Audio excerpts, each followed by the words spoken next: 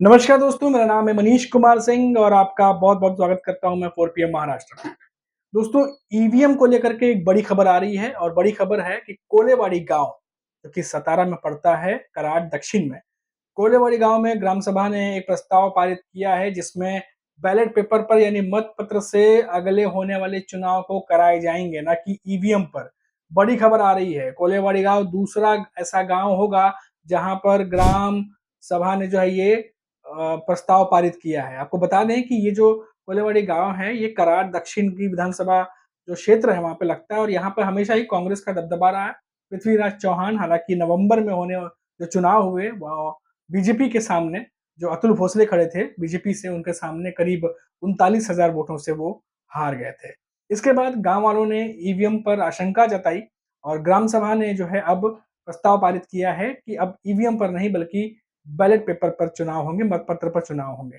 और आपको बता दें कि कोल्हावाड़ी गाँव दूसरा ऐसा गाँव है जहाँ पर ऐसी खबर सुनने को आई है। इससे पहले मारकड़वाड़ी गाँव, जहाँ पर मॉक वोटिंग करने की कोशिश की गई थी और देखने की कोशिश की गई थी कि क्या मतपत्र पर चुनाव जो होंगे, जो रिज़ल्ट आएँगे, क्या वो ईवीएम के रिज़ल्ट से सेम होंगे? इसका पता लगाने के लिए गाँव वालों ने मॉक वोटिंग की थी। हालाँकि इसको पुलिस प्रशासन द्वारा रोक दिया गया था और कड़ी कार्रवाई की गई थी। कई लोगों पे मामले भी दर्ज कर लिए गए थे, आपको पता होगा। और उसके बाद अब कोल्हेवाड़ी गाँव जो है वो दूसरा ऐसा गाँव है जहाँ पर ग्राम सभा ने प्रस्ताव पारित किया है। हालाँकि आपको बता दें कि जो सतारा के कलेक्टर हैं, उन्होंने कहा है कि उनके पास कोई ऐसा प्रस्ताव अभी तक आया नहीं है।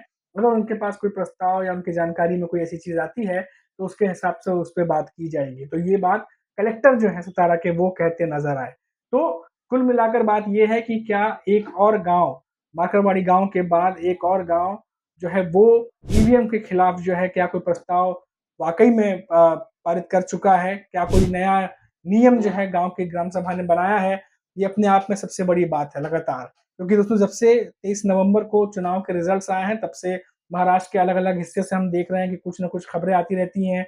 ईवीएम पे सवाल खड़े किए जा रहे हैं, एनडीए गठबंधन के नेताओं द्वारा। उसके बाद कुछ गाँव से खबर आई, हमने देखा कि कुछ लोगों ने अपनी आशंका जताई, जैसे कि बाकरवाड़ी गाँव में भी हुआ था, आपको पूरा इंसिडेंट पता ही है कि किस तरीके से वहाँ पर फिर लोगों के ऊपर जो है वो मामले दर्ज कर लिए गए। उसके बाद शरद पवार वहाँ पहुँचे और कई नेता वहाँ पहुँचे और मामले की जानकारी जो है ली। अब शरद पवार जो है उनका ये कहना है कि वो बात संसद में उठाएँगे, इलेक्शन कमीशन से भी बात करेंगे और जब देश के प्रधानमंत्री नरेंद्र मोदी से मिलेंगे तो भी ये बात कही जाएगी। लेकिन सबसे बड़ी बात ये है दोस्तों कि क्या एक गाँव फिर दूसरा गाँव, तो इस तरीके से क्या गाँव खुद ही जो ग्राम सभा है या जो लोग हैं, वो क्या खुद ही फैसला करने पे मजबूर हो रहे हैं? क्या उनके सवालों का जवाब जो है जिस तरीके से नहीं दिया जा रहा है या कह लें कि सैटिस्फैक्शन भरा नहीं है, क्या इसकी वजह से ये सब तमाम इंसिडेंट जो है सामने आ रहे हैं? ऐसे में एक साफ बात दिखती है कि इलेक्शन कमीशन को कम से कम साफ तौर पर कुछ इस तरीके की बात कहनी चाहिए या क्लैरिफिकेशन देना चाहिए, ये जो इंसिडेंट एक के बाद एक महाराष्ट्र के गाँव से निकल कर आ रहे हैं, ये रुक जाएँ। जो स्थिति बनी हुई है ईवीएम को लेकर के, जो आशंकाएँ हैं, जो सवाल हैं, उसका समाधान करना बहुत ही ज़रूरी है। नहीं तो आने वाले समय में जो है वो बहुत ही मुश्किल होगा जब लोग जो है इस पर सवाल खड़े करेंगे या उस पर आशंका जताएँगे, तो ये बहुत ही जो है एक दुर्भाग्यपूर्ण होगा क्योंकि अभी एमवीए के नेता सवाल खड़े कर रहे हैं। हमने देखा है कुछ गाँव के लोग भी अब इसमें जो है वो शामिल हो रहे हैं। तो ये बड़ी अजीब-सी स्थिति जो है इस बार महाराष्ट्र के चुनाव के बाद जो है आई है और जो मैंने अभी आपको रिसेंटली बताया कि किस तरीके से एक गाँव है जहाँ पर फिर से मामला सामने आया कि ग्राम सभा ने खुद ही प्रस्ताव पारित कर दिया। हालाँकि कलेक्टर जो हैं वहाँ के, उन्होंने कहा है कि उन्हें इसके बारे में कोई जानकारी नहीं है। तो देखते हैं अभी कोई भी अपडेट निकल के सामने आएगी, हम आप तक वो ज़रूर पहुँचाएँगे। फिलहाल अभी के लिए इतना ही। आप देखते रहिए 4 पीएम महाराष्ट्र। नमस्कार।